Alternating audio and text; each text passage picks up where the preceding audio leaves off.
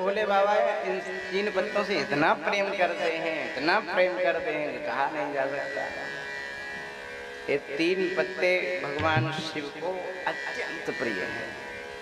कोई बिल्व वृक्ष के नीचे शिवलिंग की स्थापना करे और बिल्व वृक्ष के छाया में बैठकर शिव आराधन करे, शिव पूजन करे, वह जीवन मुक्त है।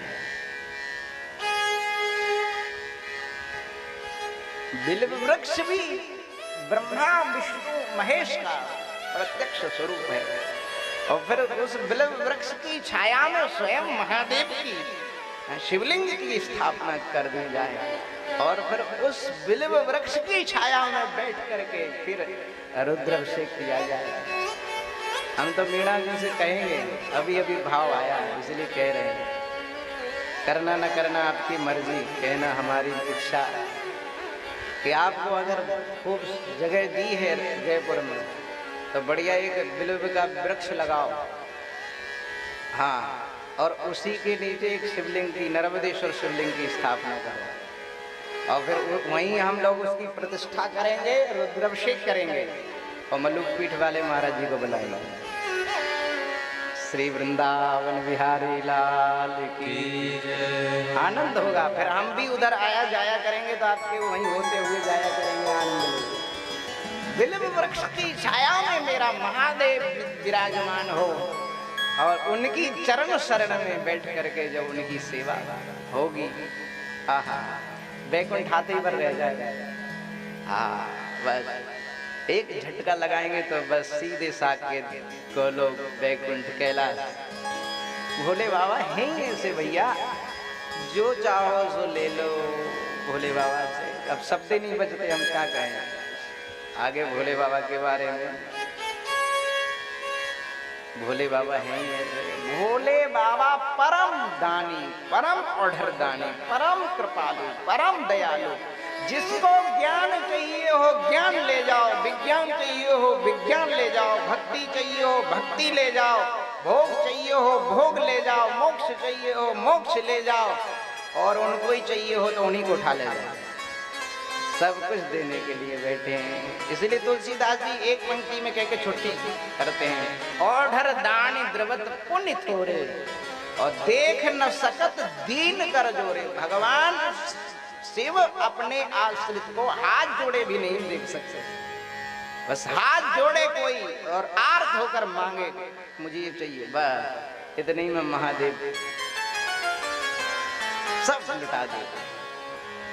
विनय पत्रिका में जी में तो एक ऐसा भाव है, भोले बाबा लुटाए जा रहे थे, लुटाए जा रहे थे, तो अन्नपूर्णा जी ने हाथ पकड़ लिया, बोले क्या कर रहे हो, अपने लिए कुछ बचाओगे, सब लुटा दोगे। और लोग कहते हैं कि श्री कृष्ण उपासक जो हो जाते हैं, आज के अनन्य पैदा हो रहे हैं, कलयुग के अनन्यों से बच के रहना। एक अनन्य बरसाने में गए और बरसाने का एक ब्रजजन ब्रजवासी घास को गट्ठा रखें लठ लाए और चलो जा रहा धीरे धीरे, और अनन्य टकरा गए उससे। बोले तुमको दिखता नहीं है क्या, कौन हो तुम? तो अनन्य बोले हम अनन्य हैं, तुमको नहीं दिखता। तो ब्रजवासी बोला तुम अनन्य हो, हम फनन्य हैं, हम फनन्य हैं। अनन्य मानते ही फनन्यों से, नहीं तो ये मानते नहीं। तो कुछ ऐसे अनन्य जो शंकर जी को ही नहीं मानते, शिव नाम नहीं बोलना चाहते, हमारी अनन्यता नष्ट हो जाएगी। अनन्य होना अच्छी बात है, लेकिन अनन्यता के नाम पर आडंबर होना, पाखंड होना, ये बुरी बात है। अनन्य तो प्रत्येक भक्त वैष्णव होता ही है, होना ही चाहिए, लेकिन उसका नाटक नहीं होना चाहिए, दिखावा नहीं, प्रदर्शन नहीं होना चाहिए। यहाँ भगवान स्वयं गौरी शंकर भगवान की पूजा करने गए अंबिका वन में, समस्त ब्रजवासियों को, और अंबिका वन में जाकर के सरस्वती नदी में स्नान किया। अब आप कहोगे सरस्वती नदी कहाँ आ गई अंबिका वन में, वृंदावन में? सारे तीर्थ ब्रजमंडल में हैं, सारे तीर्थ, सारे धाम, सारे देवी देवता।